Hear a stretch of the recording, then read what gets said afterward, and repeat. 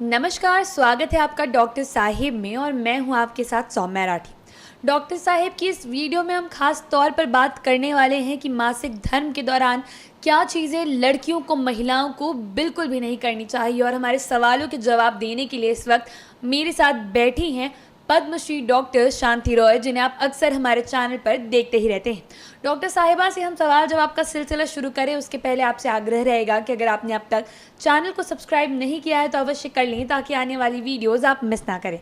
अब सबसे पहले मैम नमस्कार, स्वागत है आपका। नमस्कार। सबसे पहले जैसा कि आप जानती हैं कि मासिक धर्म को लेकर बिहार में ख़ास तौर पर लोगों के बीच में जानकारी का बहुत ज़्यादा अभाव है। ऐसे में लोग काफ़ी गलतियां कर देते हैं। सिर्फ बिहार का ही नहीं, पूरे देश की महिलाओं का यही हाल है। तो ऐसे में सबसे पहला सवाल मैं यही करना चाहूँगी कि जो सैनिटरी पैड के ऑल्टरनेटिव्स कुछ लोग यूज़ करते हैं, तो उनमें क्या ऐसी चीज़ें हैं जिनका इस्तेमाल बिल्कुल भी नहीं किया जाना चाहिए? सैनिटरी पैड के बदले में आप साफ कपड़े का इस्तेमाल कर सकती हैं और उस कपड़े को फेंक देना चाहिए।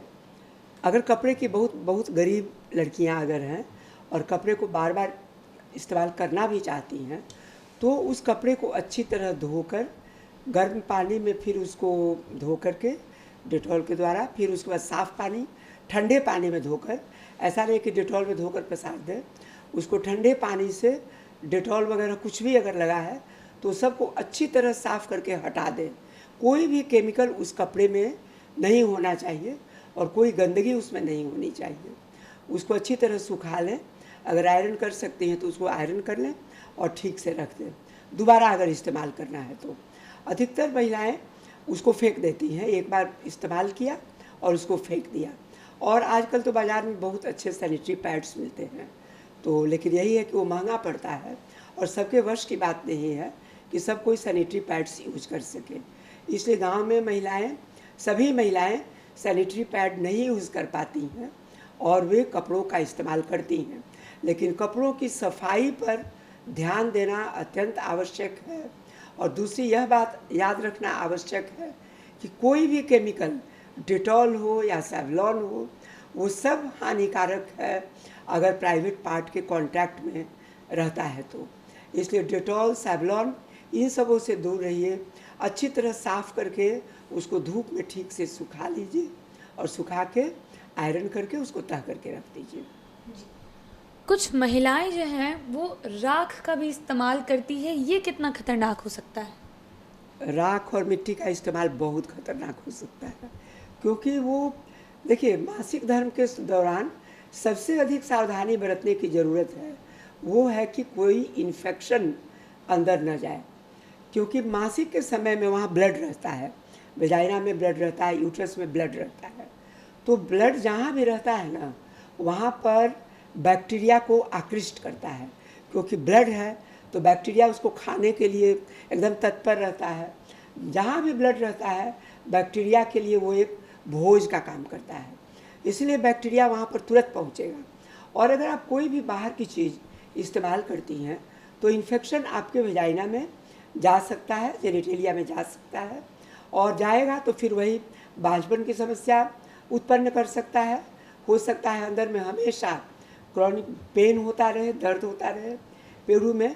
इसीलिए राख, मिट्टी या किसी भी अन्य वस्तु का, बाहरी वस्तुओं का इस्तेमाल भरसक नहीं करना चाहिए और इन सबों से बचना चाहिए। जी, जैसा कि आप बता रही थी कि सैनिटरी पैड्स आजकल मार्केट में काफ़ी अच्छे अच्छे मिलते हैं जिनका इस्तेमाल ख़ास तौर पर जो लड़कियां हैं वो करती हैं। तो इन्हें जो चेंज करने की फ्रीक्वेंसी होनी चाहिए, इन्हें कब, कितनी देर तक आप एक पैड को इस्तेमाल कर सकते हैं, कितनी जल्दी उन्हें बदलना चाहिए? सैनिटरी पैड्स को देखिए, एक तो सबको तो एक बराबर ब्लीडिंग होती नहीं है। किसी को बहुत ज़्यादा होती है, किसी को कम होती है, किसी को सामान्य होती है। सामान्य ब्लीडिंग वाले लोगों को अगर कभी भी अगर सैनिटरी पैड पूरा का पूरा भीग जाता है तो भीगे हुए पैड को लगाकर नहीं रखना चाहिए। उसे रैशेज होंगे और उसे इन्फेक्शन होगा, क्योंकि वो पूरा ब्लड से भरा रहता है और जितने ज़्यादा देर रहेगा उतना ही ज़्यादा वहाँ पर इन्फेक्शन का डर रहेगा। इसीलिए जैसे ही पैड अगर पूरा भीगने लगे उसके बाद उसको तुरंत चेंज करना ज़रूरी है। इसकी कोई निश्चित संख्या नहीं है, लेकिन अधिकांश लड़कियों को 3 पैड या 4 पैड 24 घंटे में बदलना पड़ता है, और अगर नहीं भी भीगे तभी भी 8 घंटे के बाद पैड को चेंज कर देना चाहिए। जी। अब खान पान से जुड़े अगर कुछ सवाल मैं आपसे करूं तो एक समस्या जो है वो लड़कियों में ये है कि बहुत लोगों को ये लगता है कि कॉफ़ी पीने से मासिक धर्म के दौरान जो दर्द होता है, पीरियड्स के दौरान जो क्रैम्प्स आते हैं, उनमें सहूलियत मिलती है, आराम मिलता है। ये कितना सही है? कॉफ़ी स्टिमुलेंट है, ब्रेन को स्टिमुलेट करता है, तो हो सकता है स्टिमुलेशन के चलते उनको ऐसा महसूस हो, उस समय वो दर्द थोड़ी देर के लिए भूल जाती हूँ।